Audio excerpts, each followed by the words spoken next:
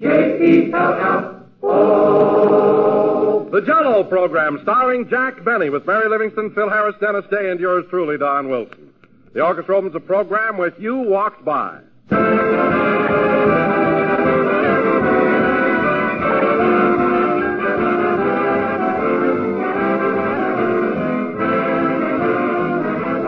Friends, there's one statement I think explains better than any other just why those new JellO puddings are so popular everywhere. It's simply this. JellO puddings are made by the makers of JellO, so you know they're good. People know that when they see the name JellO, they can expect the best. And when they take their first taste of JellO puddings, they find those same expectations fulfilled to the last degree. Because JellO puddings, ladies and gentlemen, offer you the same high quality, the same delightful goodness, the same easy preparation and economy that has made JellO a 40-year favorite of the American family. JellO puddings are delicious puddings that take only a few ticks of the clock to make. Simply add milk, cook for about 5 minutes, and cool. And you're all ready to sit down to one of the grandest puddings anybody ever tasted. So try these rich, creamy JellO puddings real soon in all three flavors, chocolate, vanilla, and butterscotch. The very next time you ask your grocer for JellO, ask him for JellO puddings, too. You just can't imagine a finer treat than smooth, luscious JellO puddings.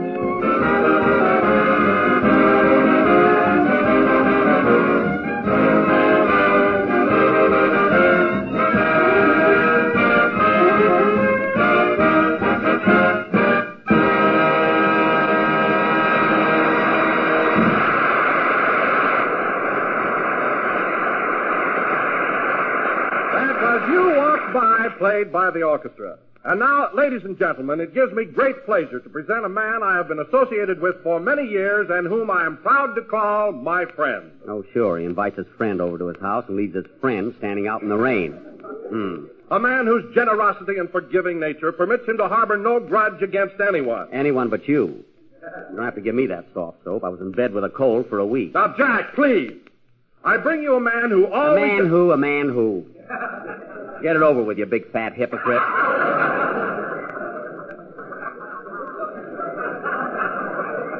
Well, go ahead. Jack, if you don't stop interrupting, I won't introduce you at all. Well, wouldn't that be a tragedy? I think I'll tie my shoelaces together and hang myself. He won't introduce me. Boo-hoo-hoo. Oh, nuts. Goodbye. You hear the way he slammed the door, Mary? Yeah. Darn near broke it. I'm going to tell Mr. Swallow, the boss of NBC, on him. Why, Jack, you're the biggest baby I ever saw. Imagine being mad at Wilson. Well, who wouldn't be? She's right, Jackson. Why don't you and Don kiss and make up? I wouldn't kiss Don Wilson if I was a French general. You know, you fellas can talk because none of you suffered. But I was in bed a whole week with a cold. A cold, he says. That's what it was, Dennis, a very severe cold. And my physician said that if I didn't have such a rugged constitution, I never would have pulled through. Oh, what does that horse doctor know? Dr. Leroy treats human beings, too. Although I wish he'd stop calling my legs withers. Anyway, I'm just lucky that I have such a strong physique. You sure have, Jack. You're built like a football player. Oh, I wouldn't say that. All right, a football. Now, don't be silly, Mary, because I've got a wonderful build. I'll unbutton my shirt and show you. Don't bother. It's no bother. There. There you are. Get a load of that chest. What's that running through it, Benedict Canyon? Now, wait a minute, Phil, before you take a bow on that. You know all those physical culture magazines that you see on the newsstands? Well, just a few years ago, I used to pose for those muscle ads. Oh, don't give me that stuff. That's the truth. I used to pose for muscle ads, didn't I, Mary? Only your head. My body, too. What about that picture of me in a leopard skin where I was hanging from a trapeze by my teeth? Yeah, that was a swell set. What ever became of them? Oh, Mary, you're so funny. I'll bet you used to keep the girls in stitches at the May Company. You know, Mary, sometimes I wonder... Well, he's back again. Did you forget something, Mr. Wilson? No, I just came back to see if you'd calm down enough to get the show started. Calm down. You were the one that walked out, not me. Well, who wouldn't? You've been treating me as though the whole thing was my fault. Well, I'll be... Don, let's go back 2 weeks ago tonight. If you remember, we were all standing where we are right now, weren't we? I was standing over there by the piano. All right, the piano. Now, if you remember, Don, you said, I want you all to come over to the house and meet my wife. Is that right? Yes, but Phil, is that correct? Sure, but why... Now, Mary, you heard the entire conversation, didn't you? Oh, Jack, if you don't... You heard every word of it. Now, what did I say to Don Wilson when he invited us to his house? You said, call up your wife. That's exactly what I said. Call her up, you said. If I said it once, I said it 5 times. Let's not barge in on the little woman.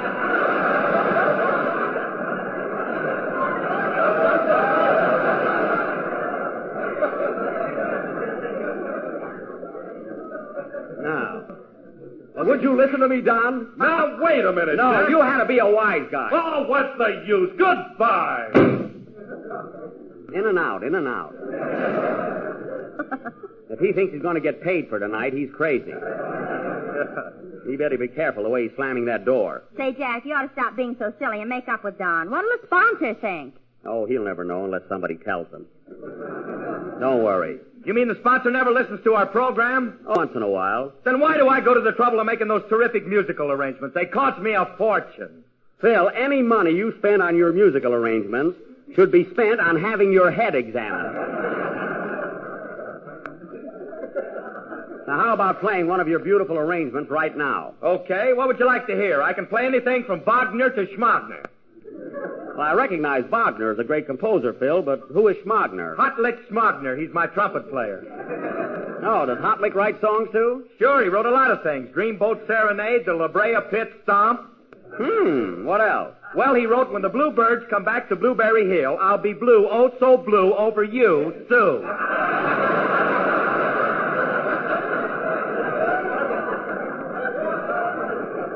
You went right through the chorus with that, didn't you? Well, that trumpet player of yours is original, isn't he? Yeah, he wrote another thing called I Dream of Jeannie with the light brown hair. Now, wait a minute. Stephen Foster wrote I Dream of Jeannie with the light brown hair. Well, this one is H-A-R-E. She's got a rabbit with her all the time. Oh, the light brown Belgian hair, I see. Well, go ahead, Phil. Play anything. Come in. Mr. Benny? Yes? This may surprise you, but there was a song written about me, too. What is it? I Dream of Jeannie with no hair at all. Goodbye.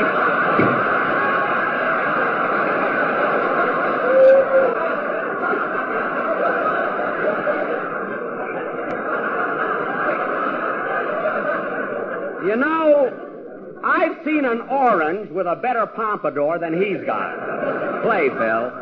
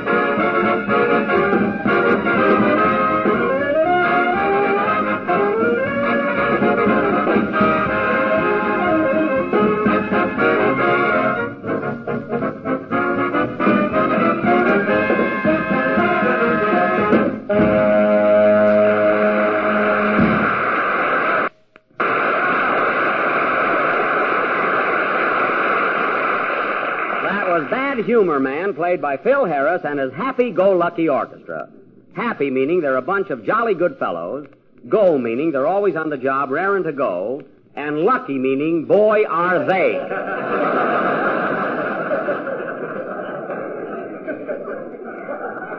And that goes for Schmagner, too. Bad Humor Man. Say, Phil, you played that number about 4 weeks ago, didn't you? Yeah, I like to ring them bells. Well, you did it beautifully. You know, Phil, if you ever sell ice cream bars, and I think you will,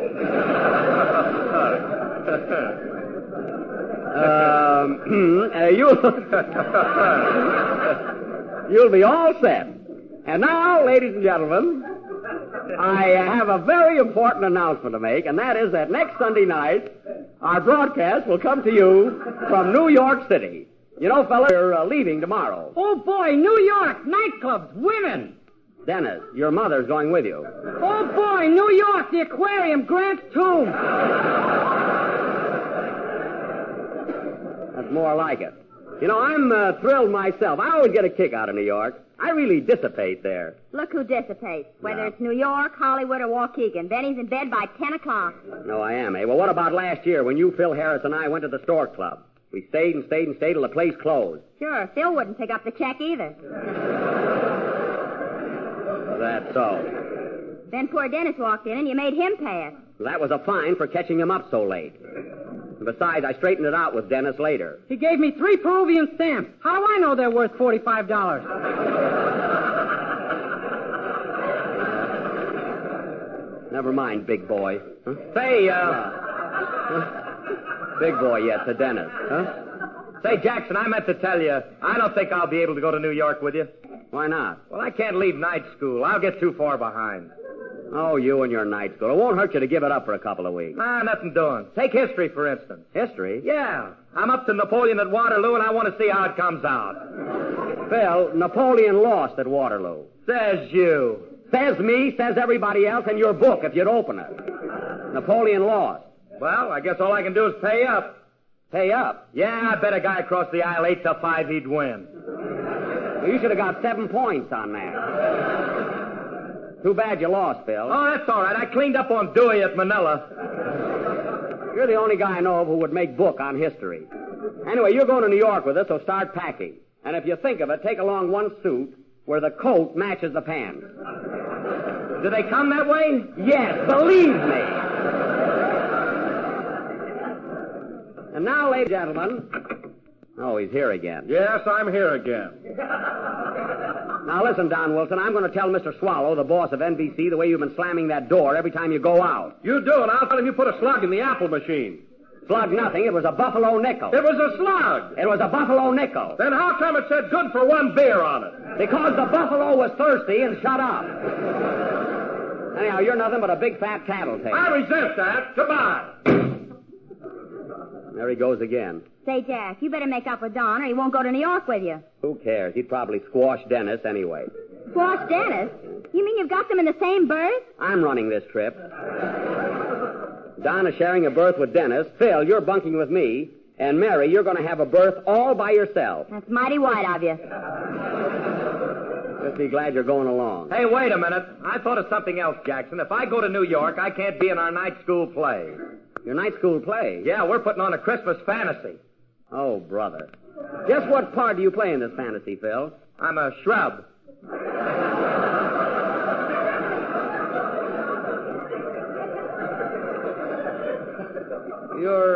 You're a what? I'm a shrub. One of them little guys with wings. That's a terror!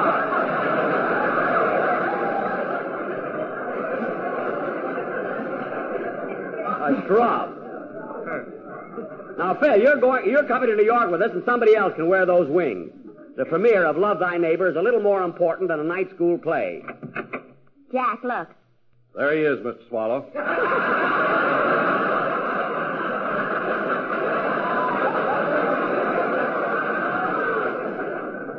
What?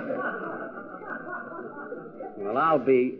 Oh, hello, Mr. Swallow. Listen, Jack, what's this I hear about you putting a slug in the apple machine? See you later, Wilson. Now, Mr. Swallow, that wasn't a slug at all. It was a buffalo nickel. Buffalo smuff machine.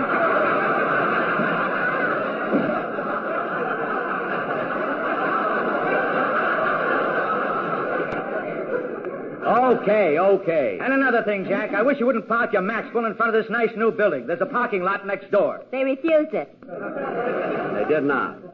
All right, Mr. Swallow, I'll put it on a lot. I hope you're satisfied. Thank you. Goodbye. Goodbye. He thinks Bob Hope is the funniest guy in the world. That's why he's mad at me. That reminds me, I got a bone to pick with him, too. What do you sort Bob Hope for, Jackson? I know why. Never mind. He told Brendan and Cabina not to go out with Jack. I never asked those two dames for a date in my life, although Brenda has made several passes at me. And Kobe, too. Well, Mr. Wilson, I suppose you're proud of yourself. Now, if you haven't anything else to expose, you can go home to the little woman.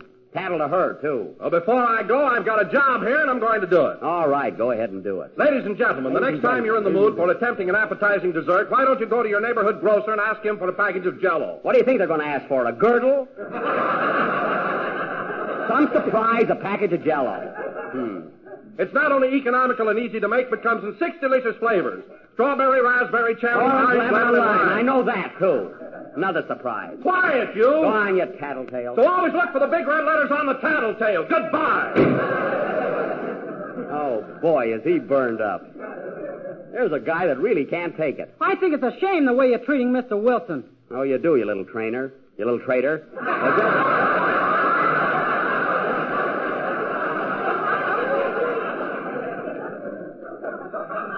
Those are my bifocals. Just sing your number, and I'll do the thinking around here. Now, what's it going to be? One of Mr. Schmagner's latest songs. Oh, no, you're not. You sing what you're supposed to. Okay. Now, go ahead. I never thought that Wilson would turn out to be a stool picker.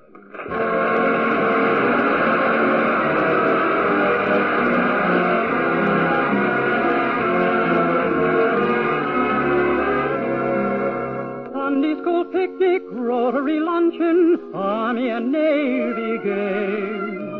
Darling, any place would be the same.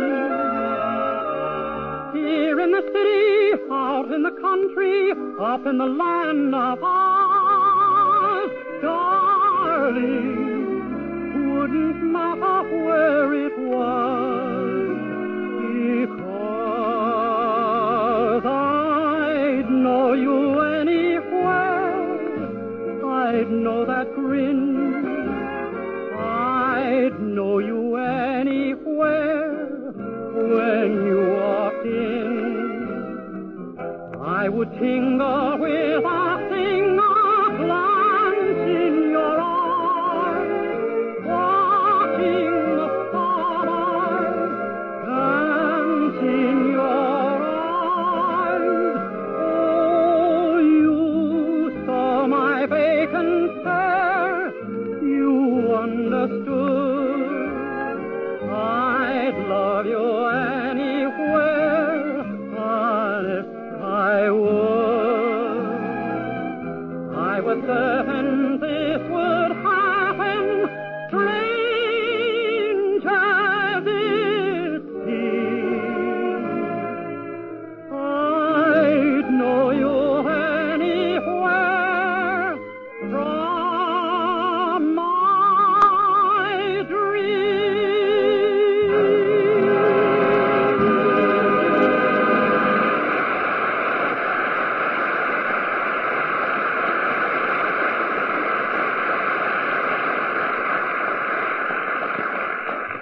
That was I'd Know You Anywhere from Kay Kaiser's new picture, sung by Dennis Day. And just think, Dennis, next week you'll be singing from New York City, 3,000 miles away. Let's go to Peru. I want to cash in those stamps. I'll give you a good pinch if you don't watch out. You know, it's pretty cold back east, Dennis, so I advise you to take along some warm underwear. You'll need them. Are you going to take long underwear with you, Mr. Benny? Take them. He's wearing them now. You're only guessing, Mary. The underwear I happen to have on only goes to my knees. Yeah, but when we hit Chicago, you'll roll them down.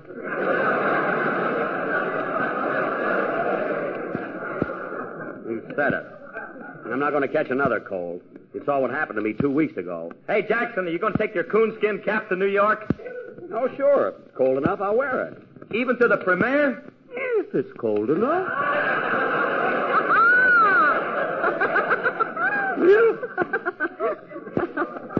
If it's cold enough, I'll wear it. I can just see the sign in front of the theater. Love Thy Neighbor, starring Fred Allen and Kit Carson. Mary, in the first place, I don't look anything like Kit Carson. And in the second place, don't mention Fred Allen's name in connection with the picture. Stooges don't get billing. I don't blame you for being mad at him, Mr. Benny, after that gag he pulled about you Wednesday night. What was it? I heard it. Alan said you were so low you could read Light of a Hot Foot. Very amusing. Who laughed louder at the joke, Phil? Alan or the audience? Alan? I thought so. You know, Alan is the only comic in radio who can think of a joke, laugh at it, then run out in the middle of the broadcast and send himself a wire saying, even better than last week.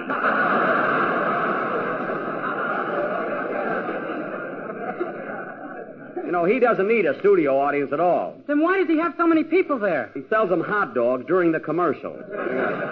Quite a sideline for him. Come in. Hey, Jack, here comes your veterinary. Mary, I told you he's not just a vet. Hello, Doc. Well, well, and how's my little man this beautiful, wootiful day? Your little man is finesy-winesy. I told you, Doc, I don't need you anymore. My cold is cured. Now, don't be too sure. I am sure. I had a cold in my chest, and it's gone. Oh, that's silly. It must be around here someplace. Oh, go away, will you, Doc? I'm all cured, and I feel great. While he's here, Jack, why don't you let him look you over? Mary, I don't need a doctor anymore. Tell you, I feel... fine. There, you see, you're still coughing. That's a sneeze. Oh, that's right. Sneezing is with the nose and coughing is with the mouth. Yeah, exactly. Now, please go away. Well, before I go, I'll have to give you a cold shot. That'll prevent you from sneezing again. Now, Doc, I haven't time for a shot. I'll just fill my hypodermic needle. You're not going to stick that needle in me. Oh, let him, Jack. He knows what he's doing. Yeah, but I don't need it, Mary. I'm okay. Now, hold still, and I'll put this needle right in your arm. Wait till I roll up my sleeve. Never saw such an impatient... There. Easy now. This won't hurt a bit. Here we go. Now, Doc...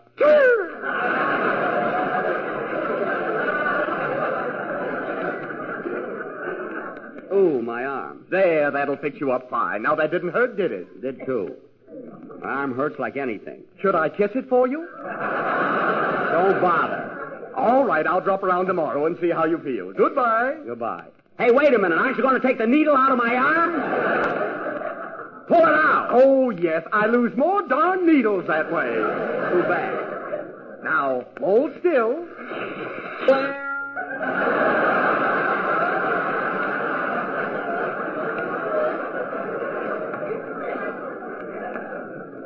Oh.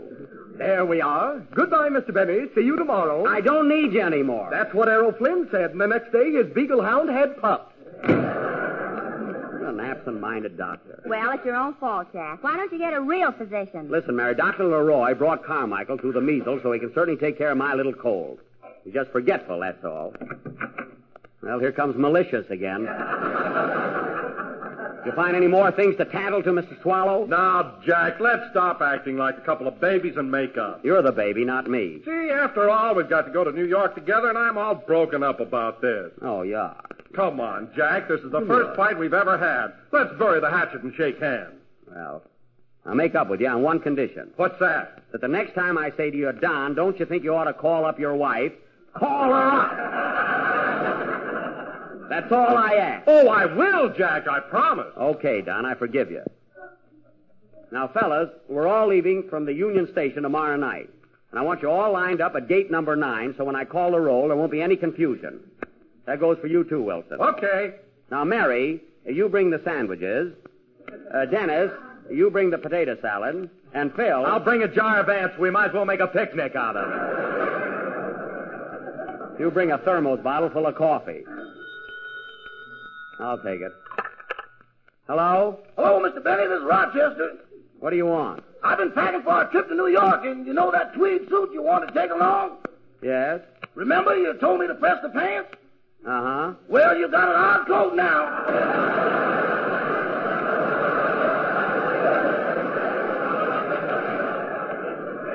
Oh, my goodness. Rochester, why is it you're always burning my pants? It's that gas flat iron. You ought to take the tip from Edison. Never saw anyone so careless. Now, Rochester's going to be pretty cold in the east, so I want you to pack my big, heavy overcoat. That overcoat's pretty old, boss, and besides, we haven't got room in the trunk. It's not so old. And if the trunk is full, wrap up the coat and send it parcel post. Parcel post? Yes. There's enough Moors in it to fly airmail.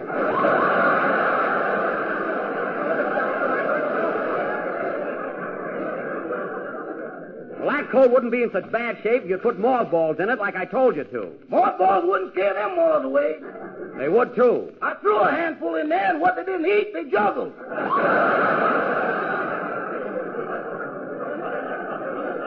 Oh, stop.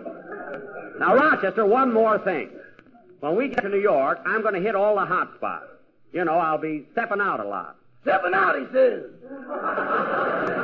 Well, I will be. So I want you to pack my white tie, top hat, and tails. You mean tails? I mean tails. That's tail, boss. One of them got caught in the trunk.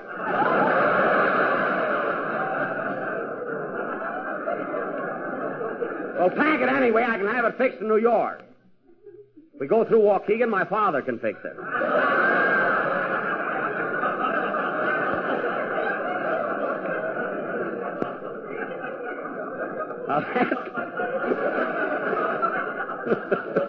Now, that's about all. I'll see you later. Goodbye, Rochester. Goodbye. Wait a minute. Here's something else, Rochester. Be sure and pack my coonskin cap. I'll need that. I meant to tell you, boss, I'm having a little trouble with that coonskin. What's wrong? Well, for one thing, I can't catch it. Now, stop that now. Goodbye. Goodbye. I like to travel just once without trouble. Now, where was I? Oh, yes. Now, listen, fellas, remember, everybody be at the station tomorrow night on time. And so we don't have any duplications. Mary, you bring the Cosmopolitan. Phil, you bring the Esquire. Dennis, you bring the Red Book. Wilson, you bring the American Magazine, and I'll get Liberty and the Saturday Evening Post. You've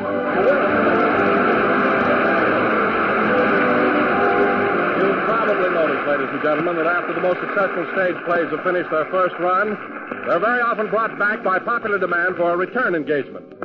Well, the same thing is true of desserts. Take JellO's newest dessert recipe, Jellied Figs. Now, there's something the whole family will want to enjoy as a regular treat because it's so good-looking and so delicious. And since you'll have to serve it again and again, you'll be glad to hear that it's mighty easy to make. Just prepare one package of strawberry JellO as usual and chill until slightly thickened. Fold in 1 cup of sliced stewed figs. Then mold and serve plain or with whipped cream. The result is a rich, tempting dessert, simple yet clever, delicious and yet very inexpensive. And by the way, if you haven't enjoyed strawberry JellO recently, try it soon. You'll find it better than ever because strawberry JellO, like raspberry JellO, has a new improved flavor obtained by using a natural flavor base artificially enhanced. And that's one reason strawberry JellO has such a grand extra goodness. So get a package tomorrow and make this swell blend of sweet, juicy figs and a bright, rosy pink strawberry JellO. This is the last number of the 10th program of the current JellO series, and we'll be with you next Sunday night broadcasting from the Ritz Theater in New York City. Good night, folks.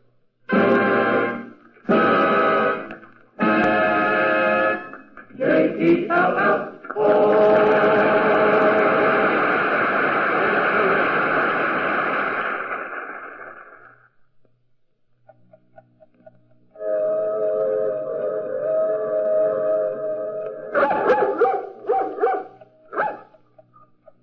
How disturbing those sounds are when you're lying in bed at night sleepless. And how often you are sleepless because you drank ordinary coffee instead of Sankacoffie. Sankacoffie has the sleep-disturbing caffeine taken out, and it's wonderfully mellow and fragrant. It's real coffee. So drink Sanka, and you'll never lose a wink of sleep. Sankacoffie presents We the People over another network every Tuesday evening. This is the National Broadcasting Company.